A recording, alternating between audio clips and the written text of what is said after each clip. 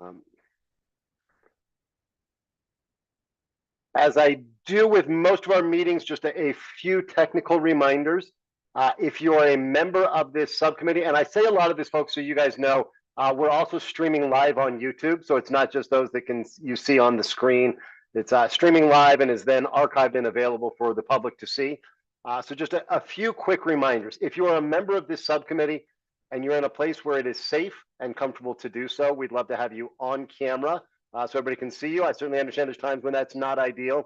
If you're a member of the public joining at any point, we do ask that you leave your camera off until we get to the public comment section, and there will be public comment during every one of our meetings.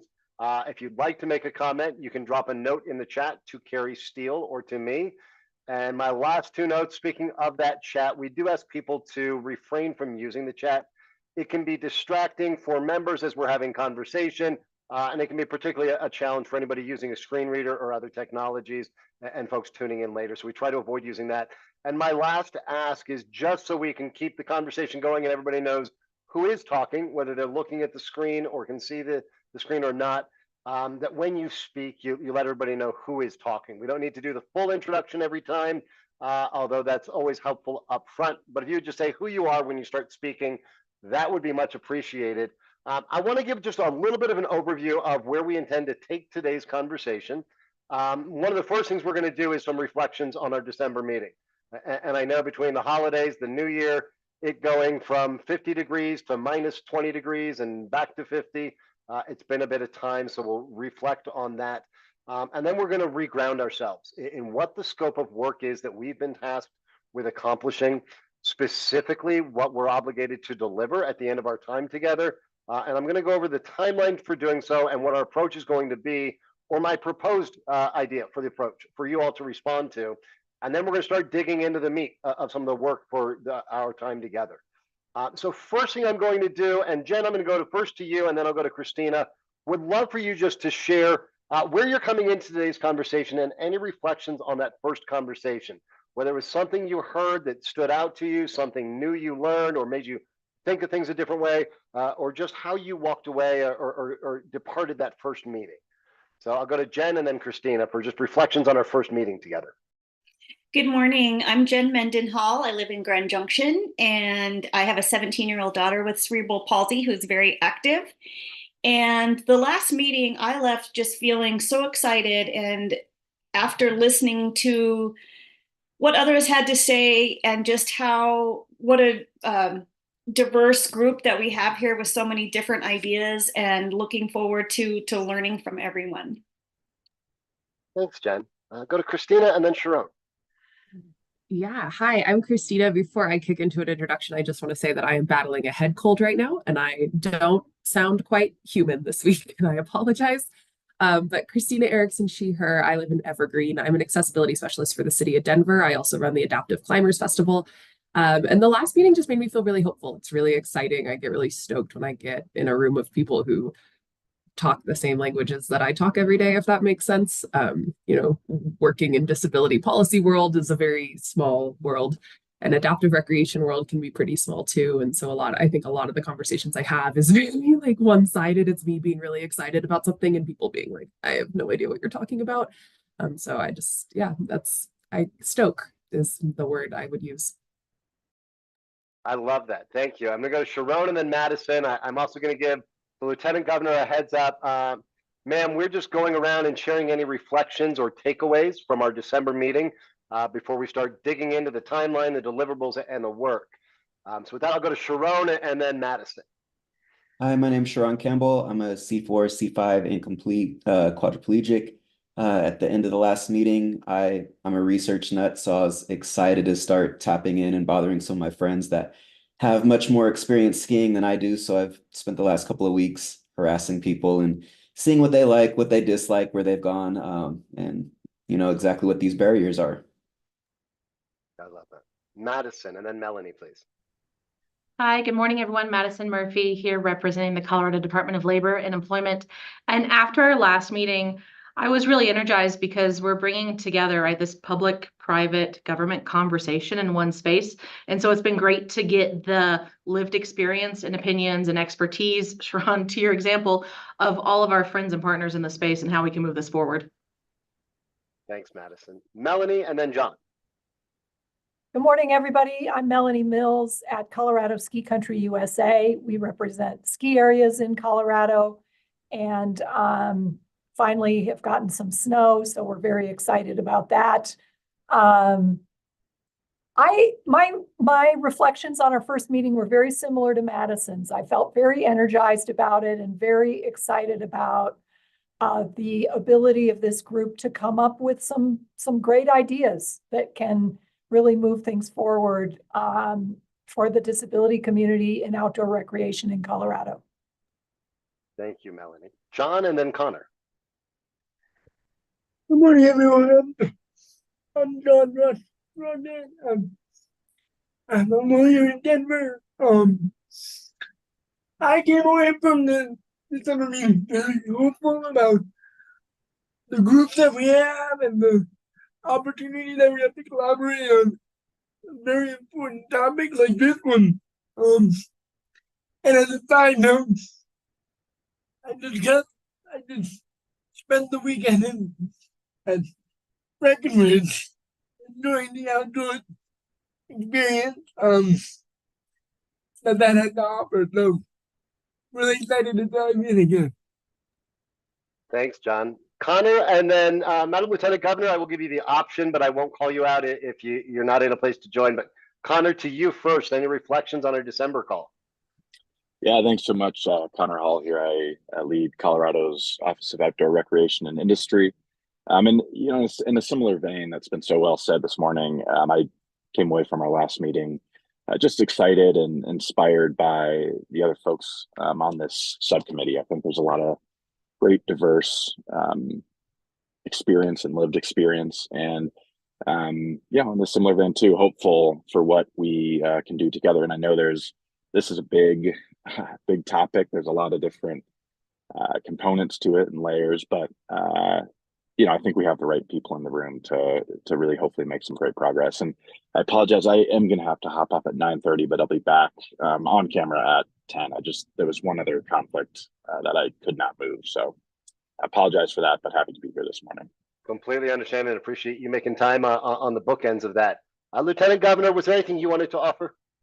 Hi, Barrick. Hi, everybody. Actually, I'm just supposed to be listening in because I'm not part of this subcommittee. Yep. So I listen in when I can. I actually just, I'm off camera because I just got back from the gym where Sharon and I actually met one another when we were both in the weight room. So I just want to, you know, thank everybody for your participation. And, you know, as I think about this outdoor subcommittee, you know, I don't know if there's recreation centers like the one that Sharon and I go to that have pickleball courts or different things like that are outdoor, but I just want to make sure that we are so inclusive that we tackle it all. So just a thought.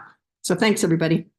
Thank you, ma'am. And I appreciate you teeing that up. That's part of the conversation we're going to have is the legislation that created the task force in this subcommittee, frankly, is really vague. It says Colorado outdoor recreation. So we're going to spend some time today digging into this. I will tell everybody, I was inspired by our last conversation. My happy place and passion is skydiving. And a dear friend of mine owns one of the facilities here in Colorado. And when I was coming off surgery number 6 from a chronic illness, he helped me get back in the sky. So I called him after our last conversation and said, Mike, what are your options for any Coloradan with a disability?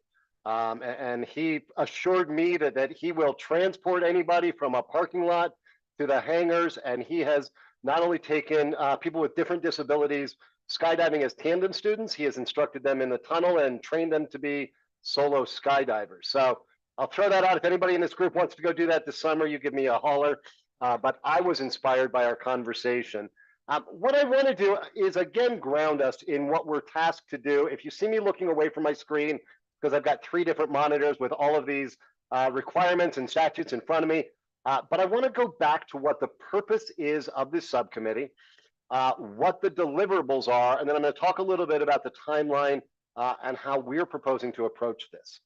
The statute, the legislation that created the task force in the subcommittee says that the purpose of the subcommittee on basic access to Colorado outdoors for persons with disabilities is to identify barriers to basic access to and the enjoyment of the Colorado outdoors for persons with disabilities, and to make recommendations for addressing those barriers. We're required to submit a report with your findings and recommendations, including recommendations on best practices and guidance for creating basic access to Colorado outdoor spaces for people with disabilities to the task force on or before December 1st, 2024. And I want to call out a few things in that language. Number one, our report is due to that task force by December 1st. That probably means we're drafting a lot of that by mid-October and into November so that we can meet and really fine tune it to make sure you're all comfortable and aligned and we find as much consensus as possible. One of the things we'll have to do as we're developing these recommendations is discuss what we do when not everybody does agree. My job as your facilitator is to try to see if we can get to that point, or at least to find the places where we find the greatest degree of agreement. And where we don't all agree on the details, we'll probably write up what the different views are on it. But I want to put that on the table. Our goal is consensus, but I don't want anybody to think that if we're not unanimous, that some voices won't be heard. We're going to make sure all voices are. That said, if we're going to be writing recommendations in October and November, it sounds a long ways away, December, it sounds a year away. But with us meeting monthly, and I'm backwards mapping from that, that really means we have from January through about August to do our work. And that means to brainstorm, to do some research, for you to tell us who else you need to hear from, what else you need to learn, what type of research or data or other experts and stakeholder perspectives we can bring. So we're going to have some busy months ahead. Our baseline is to meet once a month. I'm going to put it on the table that I think the reality is there's going to be some months where we're going to ask you to come together a second time to continue some of those conversations. We also want to be cognizant. I have no idea what you all may recommend, and I don't expect anybody does just yet. I want people to think about this very broadly, though. A lot of times we have these task forces and people say, okay, what recommendations are we making to change a law? And that may be something you offer. I also want you to think about, as we're specifically directed, things like best practices and guidance. So the scope of things you may recommend could range from laws to rules or regulations to how different state or local government agencies function, or how private sector or our partners in the nonprofit and non-government sector approach things. It may also be about how communities engage. So I want everybody to think really broadly. That said, we do have a lot of work to get done. My proposal, I don't know about all of you, I also often get flummoxed if somebody brings me a new topic and says, brainstorm, offer solutions, and decide today. I like to process things. I like to think one day. I like to learn more. I like to come back with ideas. So what we're proposing we do in terms of this is we split up our work into the multiple topics. Things like identifying barriers to access. Things like looking at what is outdoor recreation, best practices, transportation, which you all identified, hotels and resorts. And that the way we approach this is at one meeting, we have an initial conversation to just brainstorm. What does this topic mean? What are the pieces of it we need to address? What are people's initial thoughts? And what is it that you need to learn more about or spend some time thinking about? And then we pause and we come back to a next meeting where we all reflect on that first conversation. Hopefully you're able to digest some research or information that we've provided in response to what your questions have been. And we would spend half of that next meeting then digging into that research. And then the back half, we would start the next topic with the brainstorming. I like to kind of split these meetings up into a left brain, right brain, where part of it is brainstorming and thinking creatively, and part of it is really digging into data and research and solutions. So we'd have that second part, and then in the third part, we'd be starting to develop our recommendations. What do we think the solutions are? And my goal with all of this is we have a series of overlapping conversations that by July or August, we're at the point where we've discussed most of these issues. We hopefully see the interplay between, for example, barriers and transportation, or barriers and different forms of outdoor recreation. and we're really workshopping the solutions. So we spend the fall writing up the recommendations. So I'm going to pause there. I probably talked for about 9 minutes without a breath. I want to give you all an opportunity to ask any clarifying questions, either about what we're required to do and the timeline, or just to get your reactions to this idea of splitting up each topic between brainstorming, fact-finding, and solution developing. What questions do folks have, or how does that sound to people?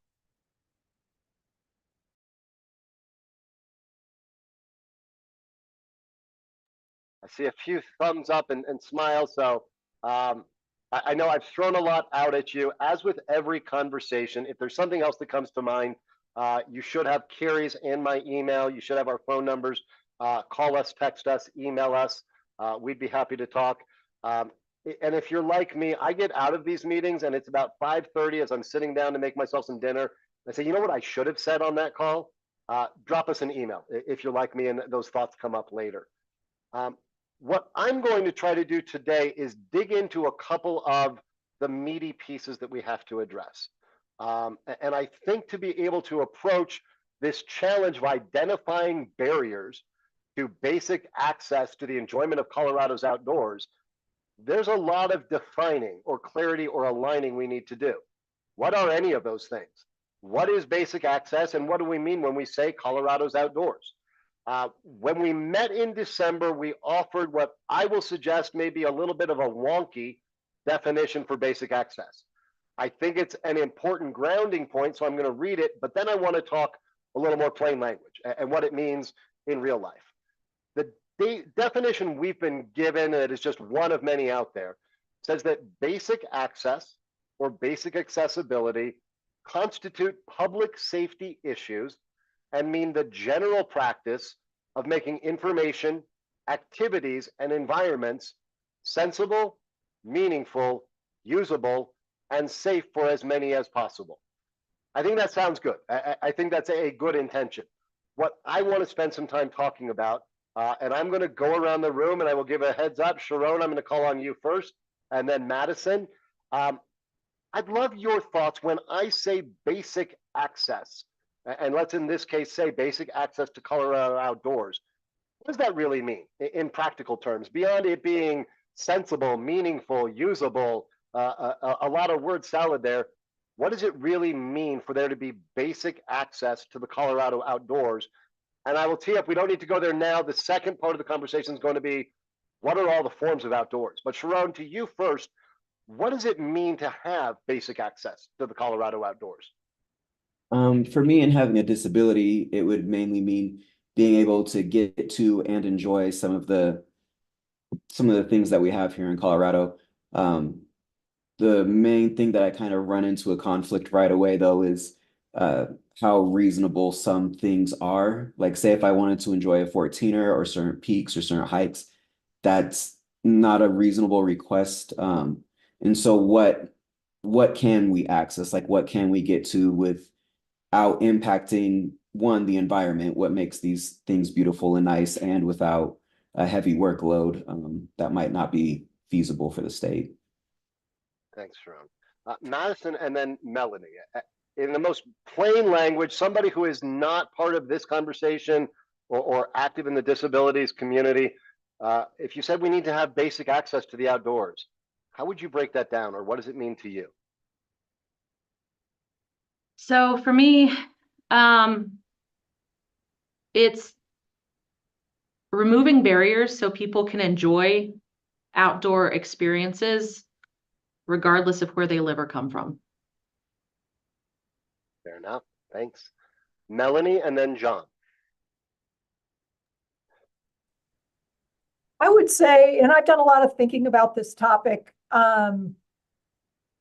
listening to this, and also have just listening to this group in the one meeting that we've had so far. I think basic access is knowing about the availability of these activities and having the information needed and the ability to get to these activities and participate. it's a really broad concept. And Barrick, one of the things I'm just kind of mulling over per your inquiry is, wow, this is a big, wide open topic. And is there a way that I like the notion of trying to define it a little bit more, because we could be trying to boil the ocean here. I think that is a risk, and that's why I want to spend today really trying to ground us in what is the size of the apple we're trying to bite here. John, and then Christina, your thoughts on when I say basic access to the outdoors, John, what does that even mean? Yeah, but Merrick, and to be honest with you, it's pretty wide open, to be honest. No, I actually really like Melanie's point about it's not just the infrastructure, the resources that we can bring to bear, but also the knowledge delivery of people or two people who might use the whatever we come up with. But for me, basic access to outdoors is essentially the conveyance of whatever that is, the means through which those with disabilities and without disabilities access the recreational activities that we all enjoy here in Colorado. And obviously, infrastructure is one of them, but it's also like programmatic in terms of like different areas having different programs that welcome different abilities of people. So that's what I would think of. Thanks, John. Go to Christina and then Connor with this idea of what does basic access to the outdoors mean to you? Yeah, actually fairly in line with what John was saying. I think when I think of basic access, the word equity comes to mind, and particularly equity in ways that go beyond physical access, right? As what John was saying, programmatic access is just as important to keep in mind. And so when I think of basic access, I think of basic, do you have basic access to knowledge in a way that works for you, in a way that you're going to learn it, and a basic access to gear in a way, gear that works for you and for your body. Do you have basic access to affordability of these outdoor areas? So that's what it means to me. Thanks. Connor and then Jen. Yeah, thank you. I would agree with what's been said. I think of basic access as safe and realistic or attainable access to any outdoor experience. And I think maybe we'll get into this, but the outdoor experience I think is also very, very broad. In Colorado, sometimes I think the paradigm is more it's backcountry, it's extreme, it's some 14er or riding some class 5 rapid, and that's a piece of it. But it's also just being able to go enjoy your local park or trail, or if you have one, and that is an equity issue if you don't have that easy, safe access. But also would fully agree on the knowledge piece, the gear piece, the affordability piece, representation within that industry or paradigm, and starting to change that mindset to be more inclusive. Thanks, Connor. Jen, your thoughts on when somebody says we're trying to achieve basic access to Colorado outdoors. What's the plain language version of that, and what all does it entail? One of the things that comes to my mind is kind of like universal design or a change in perspective, that we don't have to have these conversations where we're pushing in to say, hey, we need this access, that if there's a new trail being built or a new pickleball court or whatever, that access is just part of the process, that it isn't an afterthought or something that an activist has to come in and change later on, that it's just part of our culture. Appreciate that.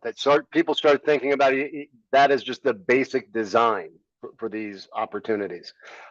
So in that conversation, a lot of people started teeing up what are two other topics I want to talk about.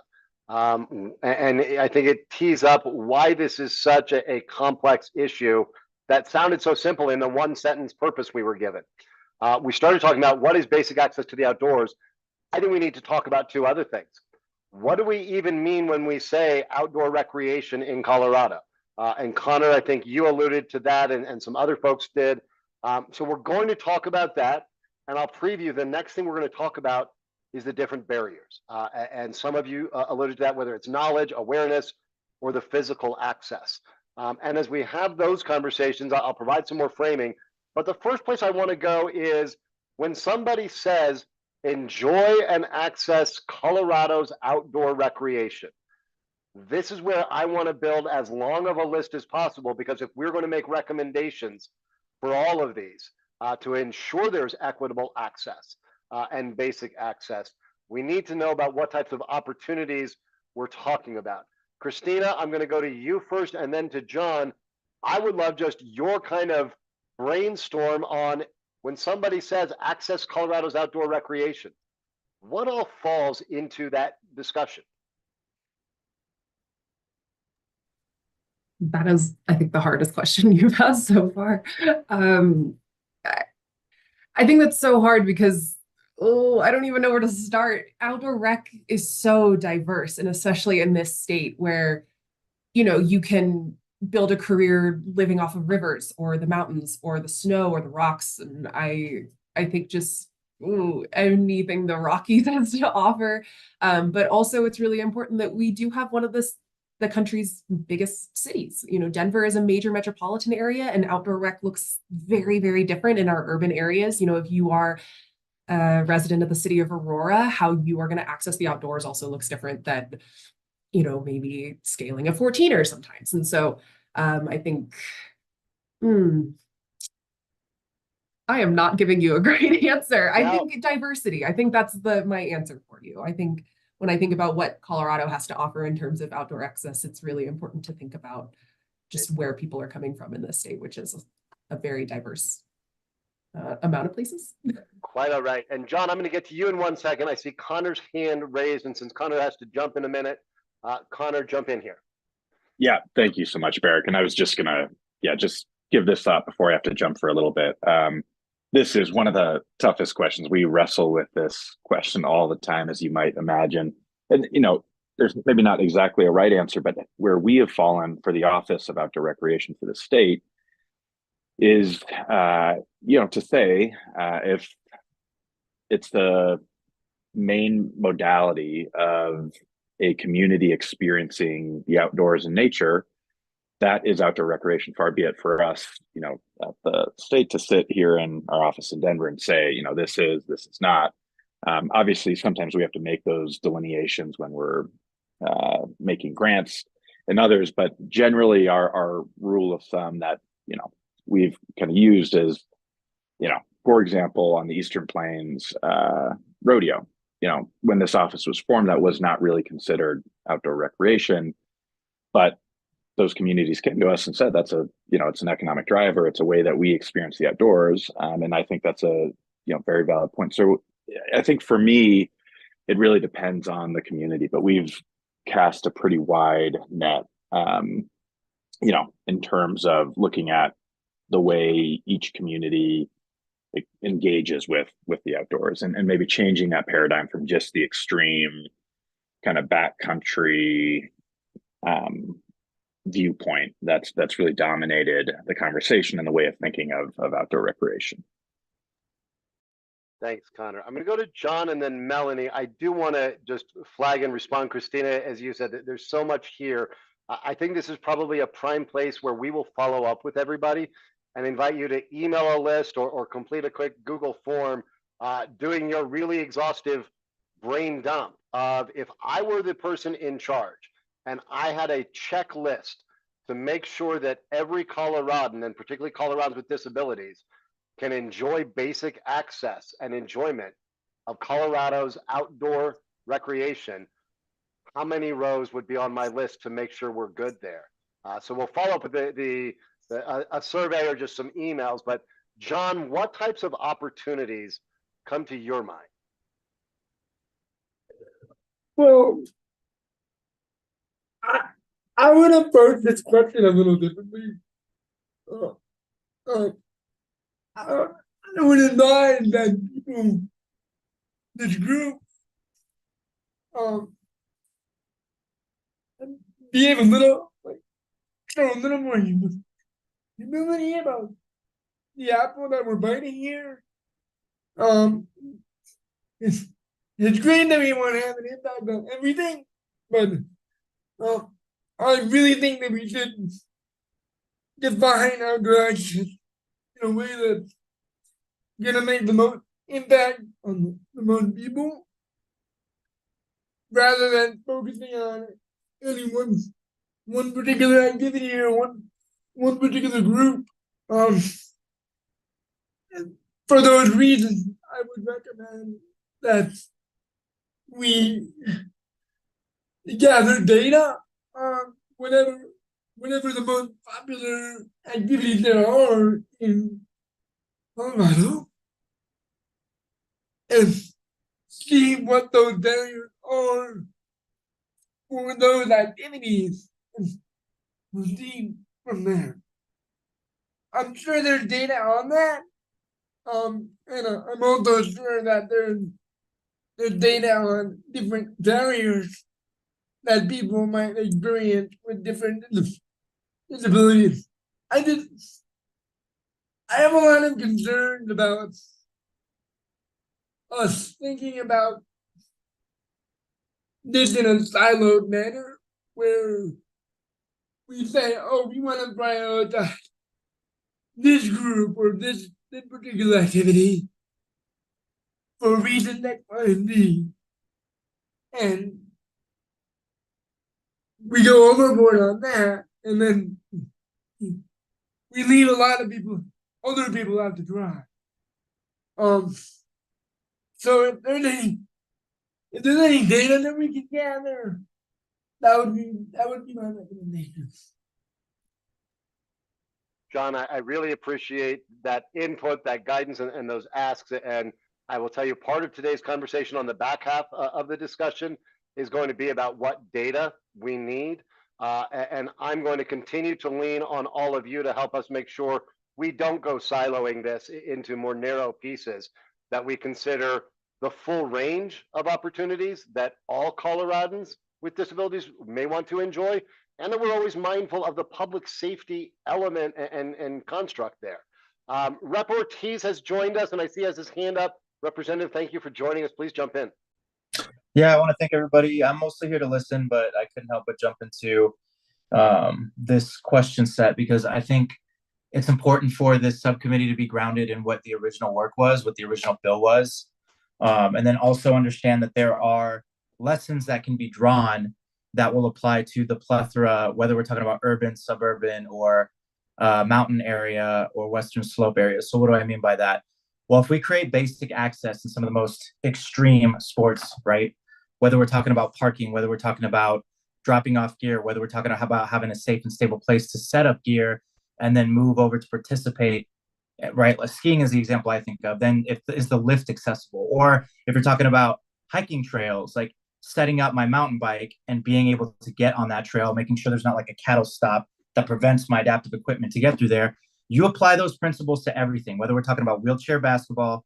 So you got to make sure you have a safe place to park, drop off your wheelchair equipment, and be able to get on the court in an accessible way, right? Same thing with sled hockey. These principles apply to every sport. It's not that we're siloing, but if we tend to the ones that tend to be the most difficult and require the most thought, then the other ones become easier to think about if you apply those same principles. Just want to make sure that the group keeps in mind what the original intent of the bill was, and then understands that the most difficult challenges that you tackle will make some of the other areas that we're looking at and analyzing in a more holistic way easier to address. Thank you very much. I appreciate you giving that additional background context. And I think that's helpful as we continue to do this big brainstorm and brain dump and put it all on the table. So as we then start talking about what are the barriers and what are the solutions, we're doing that scan from the most challenging to the most basic, and doing a check to make sure that we've addressed and identified barriers across all of these different types of recreation, and our solutions will be effective in addressing as many as possible. I'm going to go to Sharon and then Madison again with this question of, and Sharon, if you already answered, I apologize. Everybody's moving around on my screen as hands raised. But the question is, what else should be on our list of types of outdoor recreation? And as other members have suggested, from the extreme, climbing a 14er to accessing Confluence Park or the trails at whether it's Black Canyon or the Gunnison or the Flatirons or anywhere in, as Rep. Ortiz said, the urban, suburban, and rural communities. What are the things we should be considering? I don't know if this is possible or not, but it would be interesting to see like what the top economic drivers are in each county. I mean, someone was speaking about rodeo earlier. I mean, if their economic driver in that county is rodeo, then that needs to be accessible. And another county where skiing is the most visited and basic access type thing in that area, it'd be nice to be able to access that. I don't think that we need to address whitewater rafting in the middle of Aurora, downtown Denver. It's not safe. It's not happening. That's not what we're trying to get to. But if there was a way to maybe pick the top 5 or top 10 for each county, what their economic drivers are, and then starting by trying to provide access to those things, I think it might, I guess, start to try to narrow the scope on some of this, and then also make sure that we have access to the most important things in each area. Thanks, Sharon. And I think that type of data and research are the things. We've got research support from the department, so we can add those things to our list. We'll also have a conversation shortly about the data and research you'd want. Madison, let me go to you and then to Melanie on the question of what else should be on our list of the types of things to include looking at and ensuring there is that access. Thank you. A lot of the things that we're talking about right now are activities, but I think the other side of this is the experience side, right? So there's activities and there's experiences. And I think so whenever we go through and we're creating our list, we should also put a focus on what are those outdoor recreation experiences? Because whenever you said rodeo, I was like, right, that's an activity, but that is also like an engagement of people experiencing what a rodeo is. So if we can include those whenever we're creating our lists, not just an activity, but an experience, I think that would really help us build out a good list. Thank you. Melanie and then Jen. Thank you. Yeah, I want to go back to sort of something we were talking about right before Representative Ortiz jumped in. I was thinking about what happens when I walk outside of a building, when I step into the outdoors. That's the outdoor recreation that even I, who work in the ski industry, access most often. It's paths, trails, parks, the things that are closest to me 7 days a week. And I don't want to lose sight of those things because they're not huge economic drivers. Those are the ways that we interface with the outdoors the most. And so I think keeping those as part of the discussion is really important so that we don't veer into exclusively mountains and more extreme activities that are not part of the day-to-day activity of most Coloradans. So not that those things aren't important, not that 14ers and skiing and all those kinds of things are not important, they are. But just experiencing the outdoors as we all do it most of the time. And what does that look like? And are there barriers there that we should be looking at as well? Appreciate that perspective and push on all of us. Jen, your thoughts. What is the spectrum of outdoor recreation, whether participation or as some have highlighted, basic enjoyment? That need to be on our list and our work to address barriers and best practices? Well, this could be a random thought, but it's also very important, I think, as we're thinking of these different experiences and activities. One thing that I thought of is meeting the basic needs of persons with a disability, whether it be a wheelchair accessible porta potty at a festival or a drinking fountain that someone can get to. Just those types of issues can sometimes be a barrier. I know with my own daughter, we always have to scout out where those things are and how do we access that. So I think somehow we put that sanitation basic level of needs in there. Thank you. And thank you all. And I want to remind everybody, we also have requirements in this bill, and it's not going to be within our work to say, well, most people do this, so let's leave out these other areas. And I recognize that's a big challenge. Our goal is not to say, what's the easy path? Our path is to say, our obligation is to say, what's the right path? To ensure that every Coloradan can enjoy all of these opportunities that may range from kayaking or skiing to trail access and other types of maybe more simple to some outdoor recreation. So I'm going to keep pushing us to be as holistic as possible. Where I want to go with this next, and I think Rep. Ortiz teed some of this up, as did a lot of you, our next brainstorm is barriers. And I'm going to hold for right now the transportation to the recreation. And I'm not doing that to cut it out. I'm doing that because it's significant enough that it's going to need its own conversation. So we've got it captured, and I think you saw it, hopefully saw that on the agenda. But what I want to talk about are all of the barriers, and I've appreciated people highlighting that it's everything from knowledge and awareness to the equipment, to the entry point, whether that's where you're being dropped off at a ski area or a trailhead, to physically being able to access the trail with different adaptive equipment, and whether there are barriers to that. So I want us to have, again, and I know this is such a big question, but that's why this is so important. We have multiple parts of this conversation. We're going to brainstorm now. I'm going to follow up by email with you, and then we're going to pick up the conversation at our next meeting. That will hopefully include, if you've told us you want certain data or research, us bringing that to you. John, I'm going to come to you first, and then Melanie, I'll go to you with this first question, and we may do a couple rounds so people can build on one another.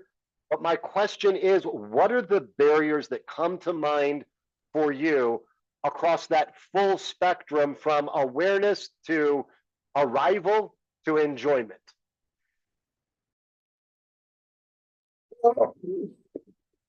The biggest one I think is transportation, because so many people have difficulty using accessing transportation to get to where they need to be. And I'm not even talking about just like getting to the mountain specifically if you don't live in the mountain. I'm talking about accessing parks and like rivers and creeks and anywhere that you want to go that might not be in the mountains. I think with revitalizing our public transportation has to be a significant part of this discussion. Mainly, I know that the fares RTD, for example, got significantly cheaper this year, and that is a good thing in the right direction. But like increasing stops, increasing routes, that I think that could be a concrete solution for a lot of what we're talking about. Great. Thanks, John. I think that's certainly a topic we can follow up on.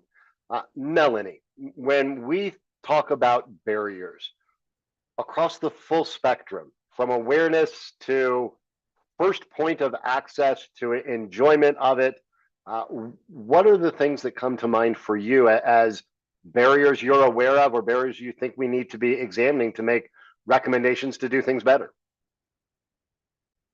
Right. One of the things that that comes to mind most frequently, and it's a variety of things. It's that point of entry. You're going to do some activity. Is there enough parking? Is there parking where if you have adaptive equipment, you can unload adaptive equipment? It's incredibly, it's complicated to do that when you think about trailheads or ski area parking lots or places where you have thousands of people arriving to participate in the activity. That point of entry is a complicated one, and there's infrastructure associated with that. And there's also maintenance of infrastructure associated with that, because you can put in great drop-off locations and parking that's accessible, but if those things aren't on an ongoing basis maintained and attended to, they become not accessible fairly quickly. So that is a big one in my mind when it comes to basic access. Appreciate it. And I want to underscore, just as I said with the first one about what all is on this list, this is going to be a running and developing list that we're going to continually examine, because I would expect as we look at one thing and say, well, we've solved where you can park, but wait a minute, it doesn't allow for you to safely store your equipment while you move over there. So we'll keep a running list. Carrie, we may even want to think about making this a Google Doc or spreadsheet that people can contribute to. We'll find a way. I'm going to go to Madison and then Sharon on this big question. And I really want people to think broadly about Coloradans with all forms of different disabilities, whether that's physical, whether that's a visual impairment, whether that's hearing, whether that's some type of unseen disability. What are the different barriers from awareness to point of entry, to access and enjoyment and knowledge? Okay, I'd like to add the availability of services, availability of amenities, and products to support outdoor recreation. But the big one that keeps coming up in my mind is financial accessibility as a really big one. So I don't think that's one that we want to forget in that list. I appreciate you naming that, Madison. Sharon and then Jen. Yeah, some of these have already been brought up, but definitely that point of entry, getting the information of what's accessible, what we can get to, even if it's a pamphlet saying this is safe for the visually impaired, this is safe for any type of wheelchair use. Just having that information of where we can go and save us from having to scout things out or show up and then it be unsafe because we've gotten into a situation or have started some type of activity that's not accessible. With having that information, then probably the parking or transportation needs next. If there are needs for staff or cost, knowing that information, and then other things like parking, and then the building infrastructure, and then especially putting something in place so we're not just fixing things that we can go and use now, but things going forward, hopefully something in place where new parks being built, it's just a standard that there's some way for a wheelchair to access it, where there's bumps on the pavement for someone visually impaired to access it, or know where there's a ramp or a walkway, and having those things in place going forward. Thanks, Sharon. Jen. Two things that I just wanted to echo as well, with some small examples, with like what Melanie said about maintenance of infrastructure and things that have come about is so important. This last week we were at our local ski area, and there was an elevator that we go up to take the wheelchairs up, and there was a ramp there, and the water and the ice had frozen underneath it, so then the door wouldn't open to the elevator to be able to get in. And so just a little extra awareness about those types of things. The little tiny thing of putting some rock salt or something on that could have been a huge could have solved the problem, because that was definitely a barrier to that experience. And then as Sharon and others were saying, just about knowledge, I got a magazine in the mail the other day that was rating all the trails in the area and giving a little information about them. And it would have been really easy for them to put another column in that said, is this wheelchair accessible? Is it, just some more information for those with various types of disabilities that might have questions about what this particular trail was. And so just creating that knowledge that it just is part of, like when the Parks and Rec flyer comes out, that it includes all different types of abilities, not just what they're used to putting in. So that's my thoughts. Thanks, Jen. And thank you all. In about 15 minutes, 20 minutes, I'm going to shift us to some of the data and research that you all would find useful. Some of it I think has already been identified. Before we go there, I want to make this a little more real world and practical. We've kind of been talking in the abstract of what are barriers to recreation generically. As I set up this next conversation, I want to be clear. I'm not going to mention any one type of recreation because we need to focus on it. It's an exercise I want us to go through to really look at a real world example and talk through this whole continuum from awareness to knowledge to point of entry to access and enjoyment. And the first one I want to go with is access to trails. And I'll invite you to think of it for whether that's general traffic or whether that's adaptive bicycles or other equipment. But accessing trails anywhere in the state, whether that's around a lake in the suburbs, a mountain trail, or a more urban trail, I want you to start thinking about all of the barriers that you've seen exist in different environments for accessing trails. As an example, workshop, and then we'll get to some different examples, but I want to start here. And Madison, I'm going to go to you first, and then I'm going to go to Melanie with, if we're talking about basic and safe access and enjoyment of Colorado's trails for any type of use, what are the barriers that you've seen, you've encountered, or come to your mind that we need to be looking at solutions to address? Okay, I'll try and kick us off. Ones that come to mind immediately is trail clearing and maintenance. So ensuring that they are clear to the best of their abilities while maintaining, right, the environmental integrity of the area. And also, I would say from maybe someone who's visiting Colorado and is not as familiar with trails, the difference between a trail and a trailhead. And what is the distance between those and the access between those, because you might be able to access the trail, but not the trailhead. So parking around that would be a key issue, along with additional services like restrooms. Thanks, Madison. Melanie, to you, and then to John. If you think about accessing Colorado's trails, and I will complicate it a little bit more, whether it's to hike, to bike, or maybe it's winter and you're snowshoeing, thinking about trails year round, and again, for Coloradans with all types of different disabilities. What are the barriers that come to your mind for trails? Biggest one that comes to mind for me is information about those trails. Are the trails, are they of different elevations?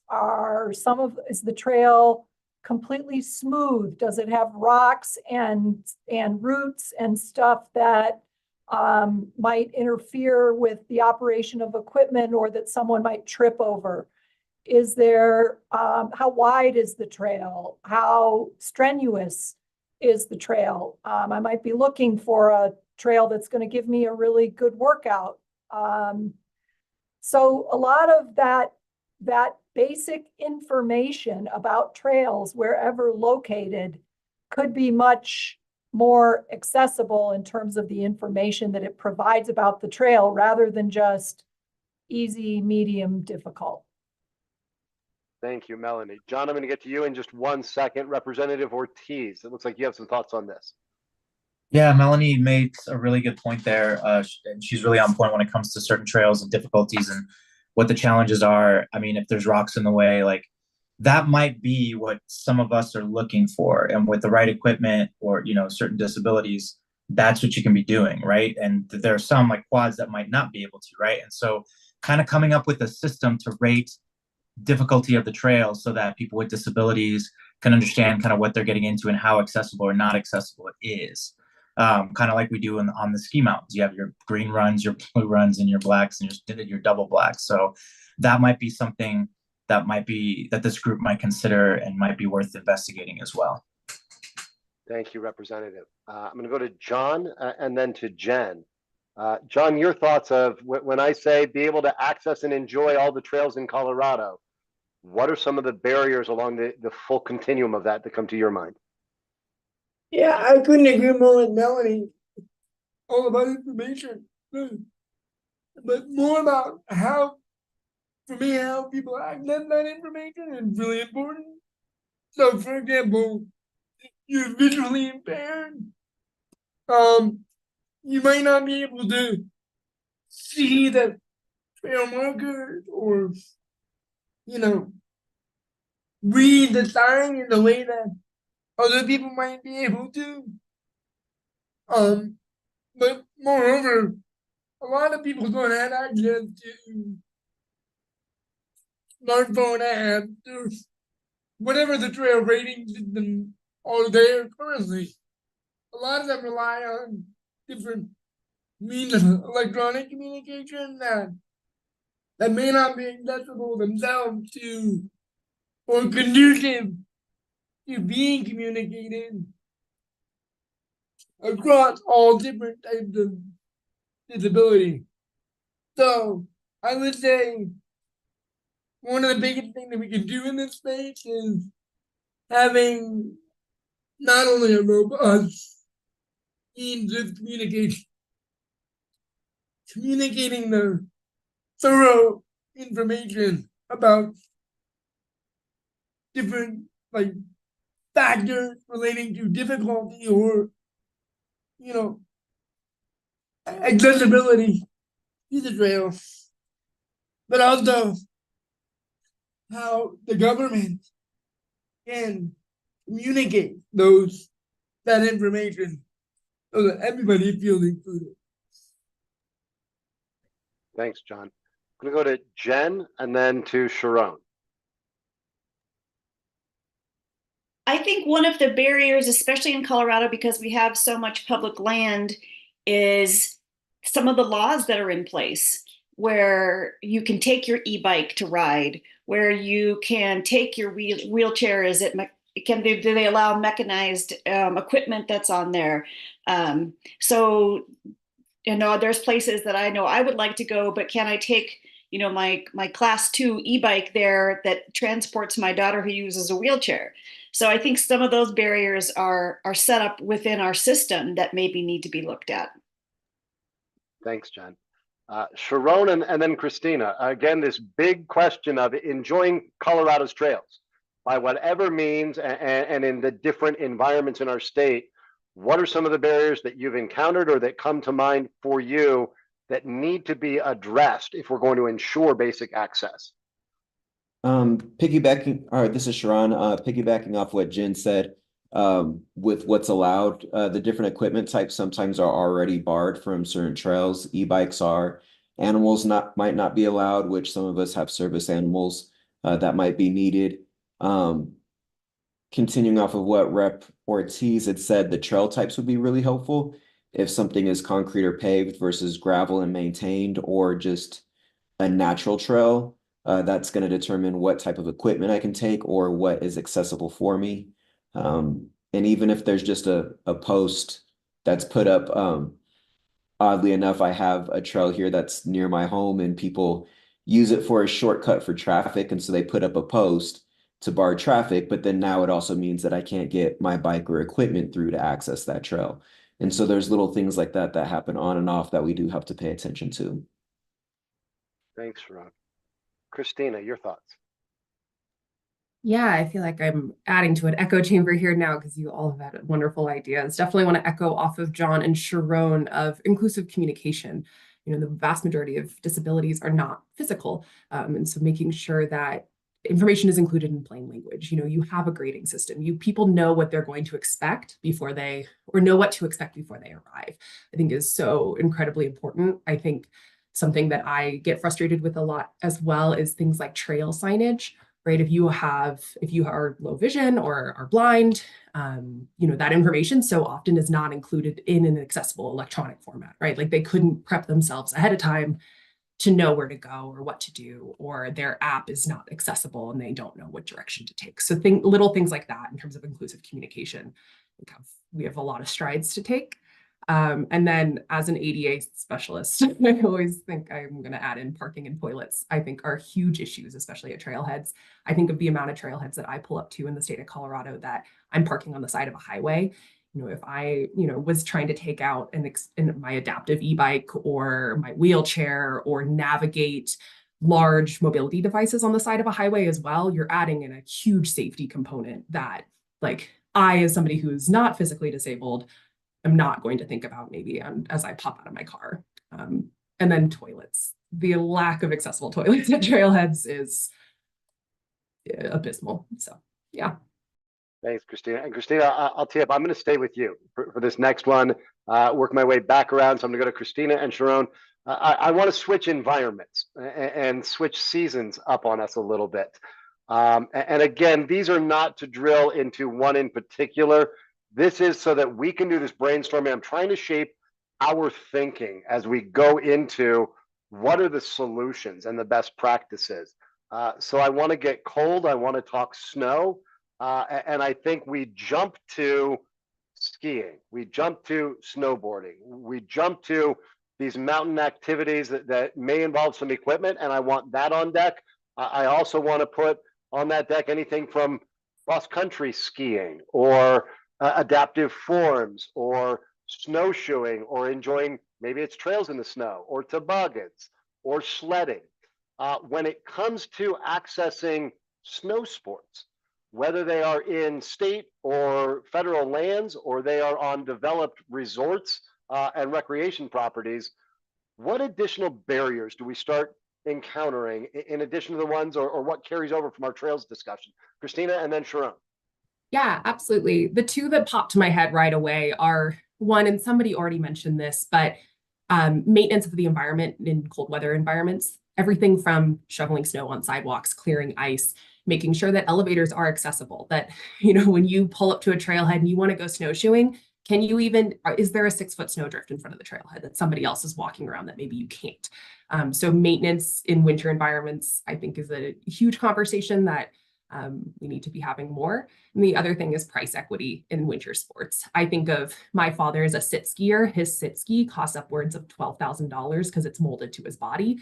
And that's not including the outriggers or the things that he needs to get from his car to his sit ski or where he's going to lock up his wheelchair. His cost barriers to skiing is significantly higher than my own. So I think that's a huge conversation as well. Thank you. And Connor, I know you had to pop away for a minute just to give you a heads up.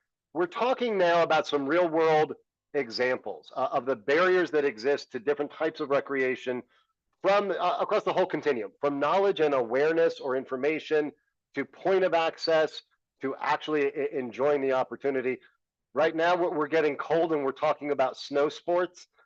Sharon, your thoughts on barriers that particularly exist around whether it's a ski resort or different access to outdoor recreation in the snow?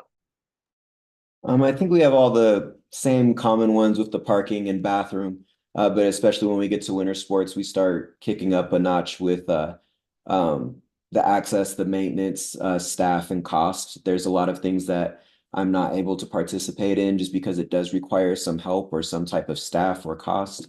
And then, yeah, especially ski resorts, just the cost is a huge barrier. I mean, anytime there's something where at least there's like basic access, where there's an opportunity to try equipment with some type of group or some type of grants to have maybe like a week where there's availability to get help to get on the slopes and see if it's worth paying that $12,000 for a molded chair. That would be really helpful. Thank you. Madison and then John.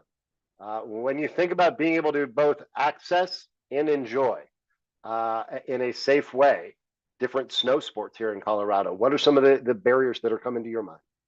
The ability to rent accessible equipment is a big one for me. Okay. Yeah. John and then That's okay. I'll hit you up for more by email. All right. John and then Jen. That's a really good point.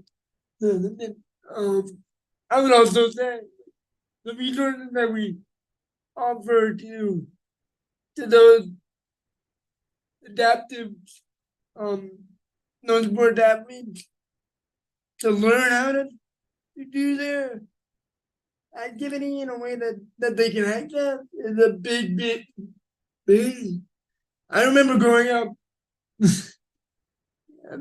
we went to a ski resort with one of the best adaptive ski resort, adaptive learning programs in the country, and yet it was only led by one person, and like 3 or 4 volunteers for the weekend.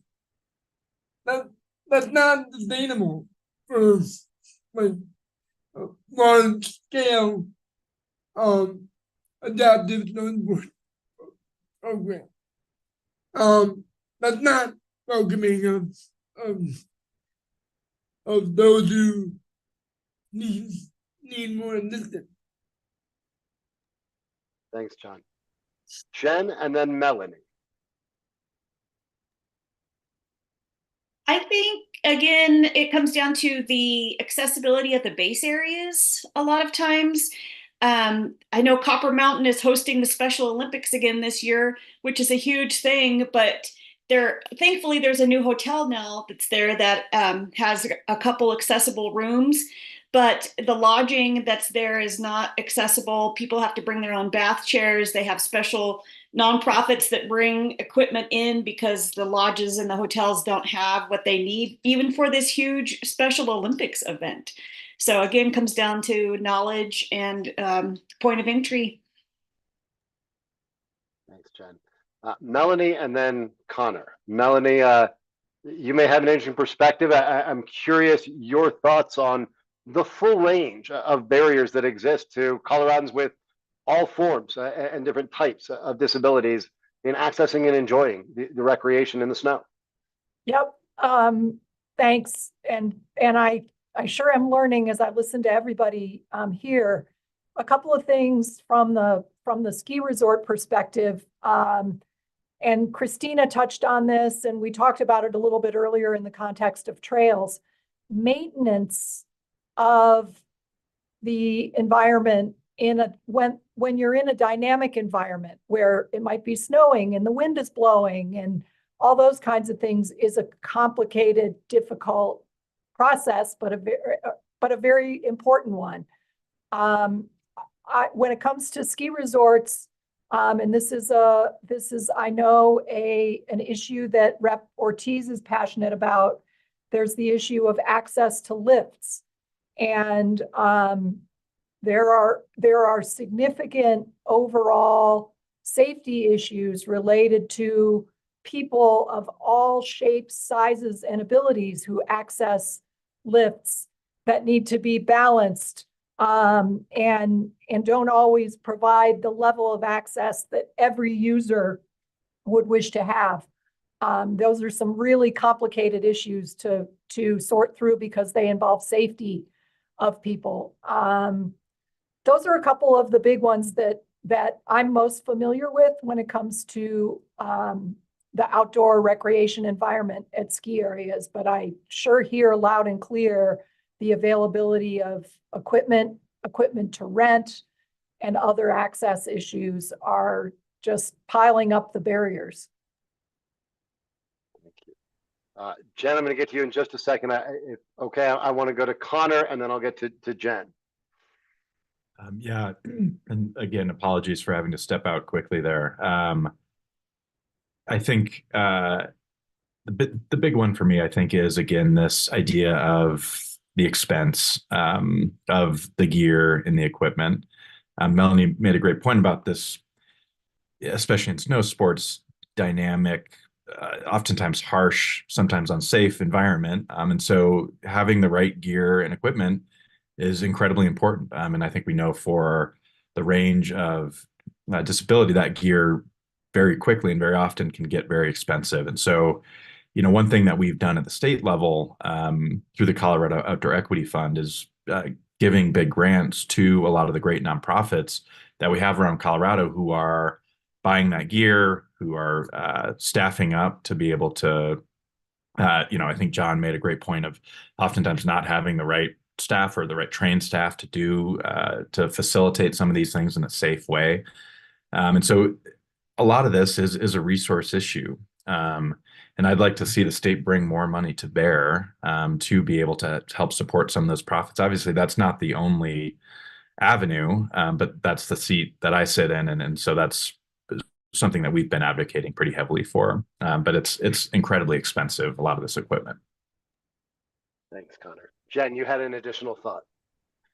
Just a quick thought about skier safety on the slopes themselves, because persons with their blind or low vision or that have a bi-ski, their patterns of skiing are going to be a little bit different. And how do we teach other skiers to know that if you see a green vest that says blind skier, what is it that you need to do? Or how do we make the slopes a bit more safe? Thanks, Jen. Representative Ortiz, I know you're on to listen and be an observer primarily, but given your background, your history, and this topic, I would love to invite you to jump in on this one. Yeah, really love that people are bringing up cost barriers to equipment. If you're not aware, we ran a bill last year that mandated coverage for a sports limb for amputees. This is something that y'all could recommend when it comes to wheelchair users, whatever, right? Whatever disability is mandating coverage of one piece of adaptive sports equipment. The thing to keep in mind, though, that if that is done, we need to work hard to organize community, because the main reason why that prosthetic bill passed was because of community. Because at the 11th hour, the Gov's office came in and threatened to veto that bill. And it took a threat of doing a press conference and pushing out all the amputee kids, saying that even because the bill was bipartisan and it was overwhelmingly bipartisanly supported. Okay. So this is something that we can do, but we have to make sure that it's cost effective and that it has support from the community. So that's my first point that I want to make. The next point I want to go to is talking about parking.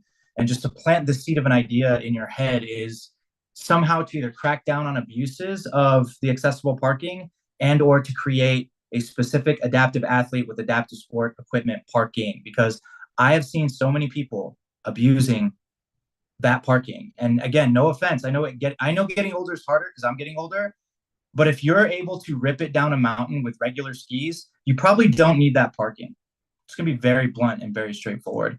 Not more than a person with a disability that's hauling 20 to 50 pounds of adaptive sports equipment up the mountain. So that's the next point I want to make. As far as infrastructure and maintaining the unique infrastructure, this is already done. So I don't want to let people off the hook by pointing to that, because you go to resorts and you see these heated sidewalks.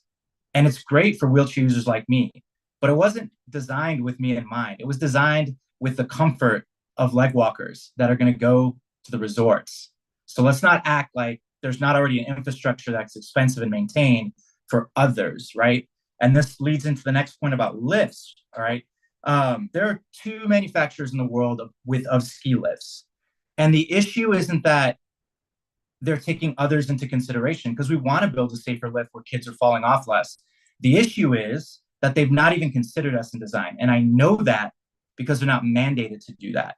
There is a way that we can design safer lifts that also take our access into consideration. And that's what this group is designed to do, is to make sure that we are one of the main considerations also.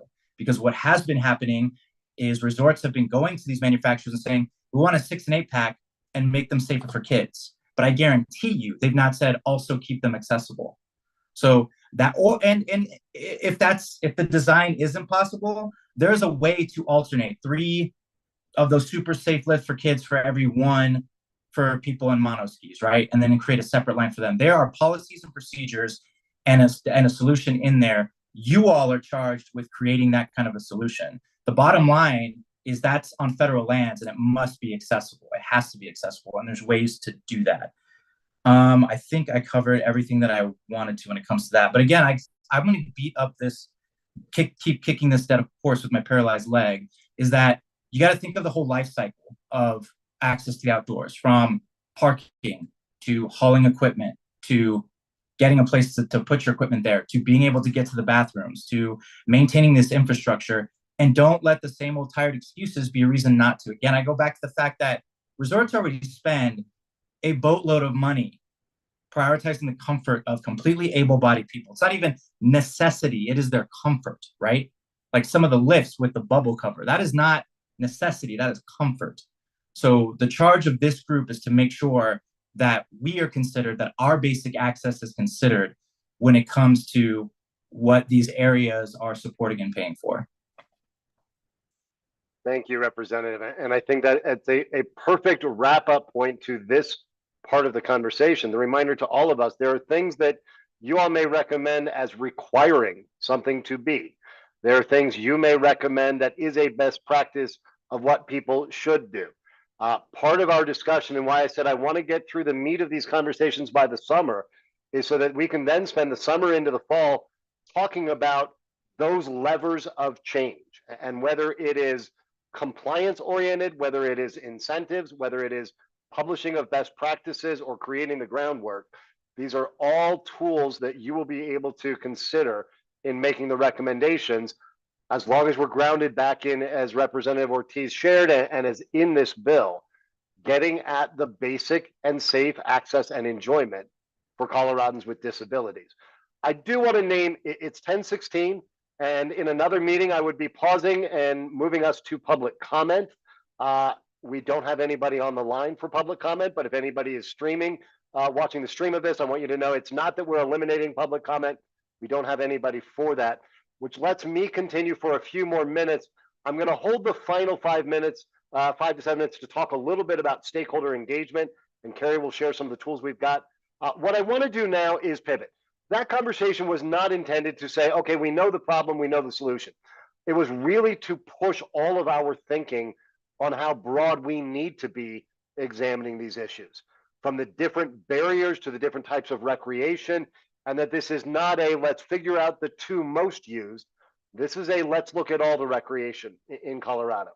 What I want to do, and I won't be calling on people this time, unless everybody's quiet, is open the floor to, from what you've been hearing, what is the type of data or research that would be helpful to you in terms of use of different types of recreation, in terms of other considerations, population? What would be helpful to you as we're thinking about the different types of barriers to different types of recreation? And as the LG reminds us, golf, she would include up there, maybe one of the more popular ones in any state. But what types of data and research or expertise can we help bring to you? We'll talk about additional perspectives through engagement in a minute.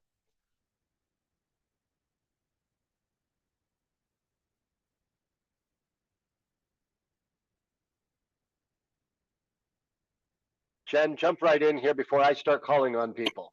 Sorry, I don't mean to be like barging in all the time here.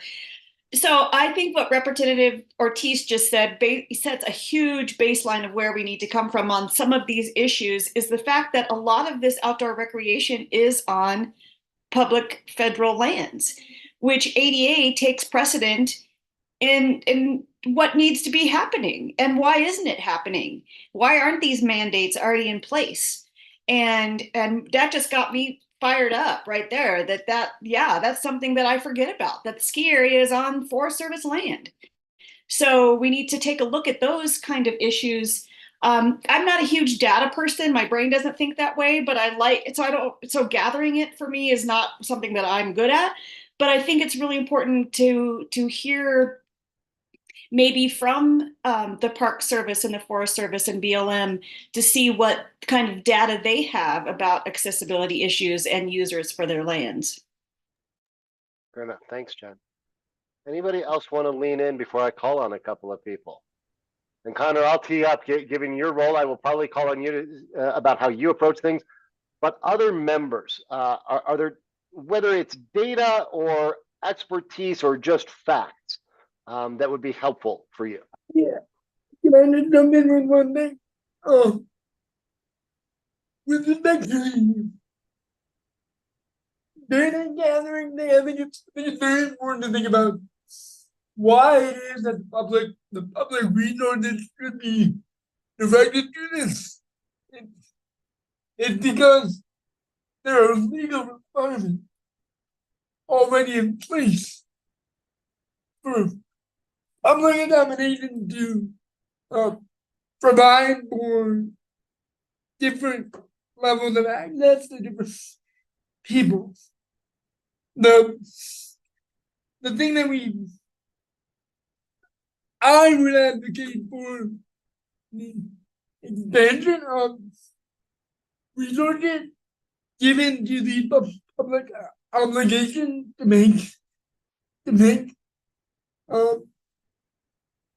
conveyances more acceptable and all of that because of the legal obligations that are already played to support that.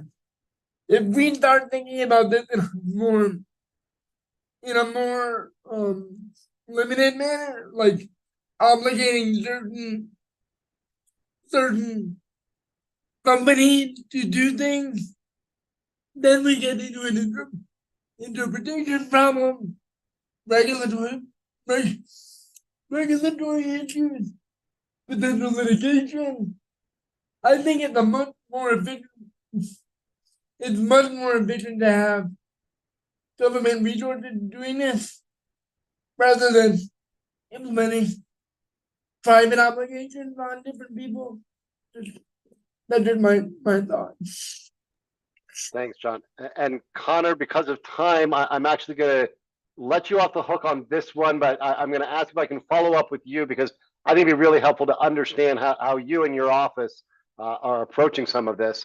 I'm looking at the clock and I want to make sure we have a little opportunity to talk about stakeholder engagement and what's going to be next. One of our asks, we teed this up last time, is for you all to start thinking about who else we need to be hearing from. We're grateful for all of your time. We also know these issues are more complex than just the 8 or 10 of us are going to solve.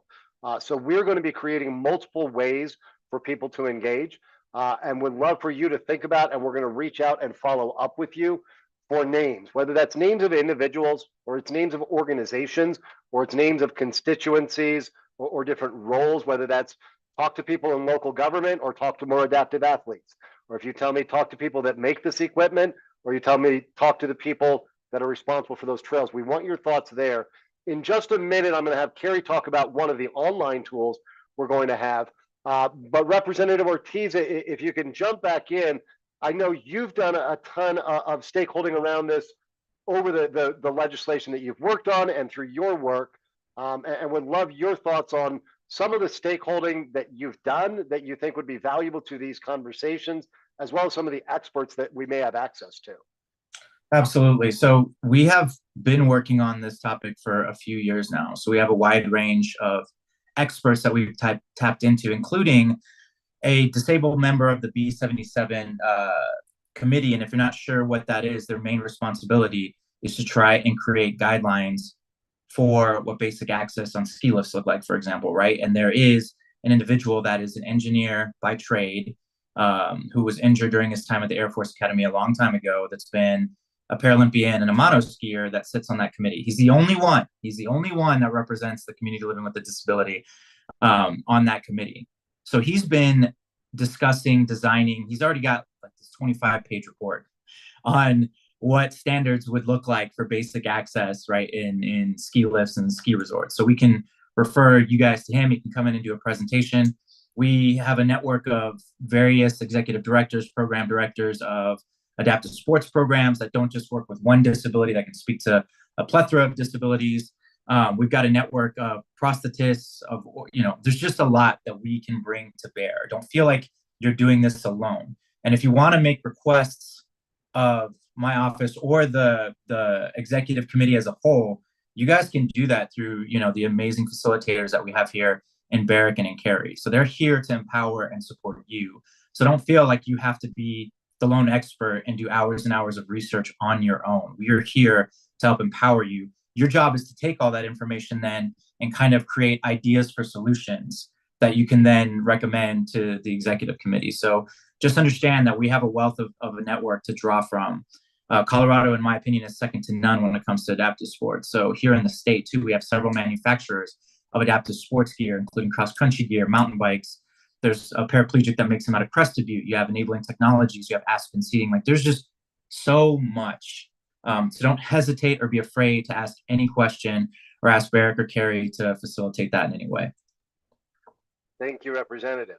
And with that, I'm going to bring in my colleague, Carrie. Carrie, if you can do it, and I know it's a lightning round, we'll continue it on our next one, but 3 or 4 minutes on Granicus, which is just one of the stakeholder engagement tools that we're going to be able to utilize. Yeah, thanks, Barrick. I wanted to bring in, by the end of this week, we will have a dedicated website up for this task force. We'll have a main task force page and pages for each subcommittee. One of the things that this group is really committed to is community engagement. That means hearing from the people who are most directly affected by these issues. So we will be able to do some dedicated outreach to members of the community across the state using this tool, and people will be able to share their lived experience as it pertains to accessing the outdoors here in Colorado. So that the website where you'll be able to find it is called EngageDora, DORA.org. Right now, you'll be able to see one of the examples. They have an HOA task force there that you can kind of dig into a little bit and just see how the tool can be used. We can customize it for this particular subcommittee any way we want, but it will be a super easy way to kind of, you'll be able to put a link out among your networks, send to folks, just so that you can engage with stakeholders who have, whether it's lived experience, professional experience, whatever stories folks want to be able to share, we'll be able to hear from the communities across, Colorado. So that's going to be a really exciting tool. That page will also house all the information about this task force, upcoming meetings, meeting materials, anything that's available to you will be available to the public as well there, just so we are ensuring transparency of the process also. So that's going to be really exciting. I will, just to follow up on Barrick's point and Rep Ortiz's points, bombard my email with ideas or with folks that you want to hear from or data, anything that you would like to share with me. We can create a shared folder for all of us with all of this helpful research and information. We also have a dedicated research person that's going to be coming online with us full time, who's going to be able to also help us gather information. So ask for it. Send me your ideas, send me information that you have. Rep Ortiz, it sounds like you have a lot of good information that you can share also. So send that over to me and we'll make sure we have a way to share it with all of you. And in between meetings, I'm sure Barrick is going to talk about homework for a minute, but we'll be able to share a lot of that so you can educate yourself between meetings and come prepared for our next conversations also. So with that, Barrick. Back to you. Thanks, Carrie. We've got 2 minutes, so I'm going to wrap us up quickly. What I want to emphasize on this Granicus tool is we're really going to lean on all of you. And so at our next meeting, one of the conversations is going to be on what topics do you want to engage some stakeholders? And I don't want you to feel like it's limited to it's just these 2 and you can only talk to these 6. You may tell us on every issue we want to get diverse opinions, but I'm going to ask you to come to our next meeting ready to talk about where you think it would be particularly useful to hear from different stakeholders and which stakeholders that may be. And we have all types of opportunities, as Carrie shared. It can range from polls and surveys to people sharing their stories to we can bring in different perspectives. What we're going to do is take all of today's thinking and summarize some notes from it. As I said, I am going to follow up with all of you to ask you to continue what will be our running list of what are the different types of recreation and what are the different barriers that we need to make sure we're addressing. At our next meeting, it's going to go from brainstorming to starting to workshop for what is the condition that needs to change and what does the better condition look like when your recommendations are moved forward and acted on. So we'll follow up with notes. We'll follow up with the ask on these questions. I'd invite you to keep thinking about, are there experts or research that you'd like to hear from? And as Carrie said, we're also going to work on a way, if you have resources that you'd like to share, send those our way and we'll figure out a safe way and an easy and convenient way for everybody to access those. But with that, I'm committed to wrapping us up on time. It is 10:30. I'm grateful for you all spending the first part of your day with us. We will follow up by email and we'll look forward to seeing you all next month. Thank Thanks you. all. Thank you. Bye-bye. Thanks, everyone.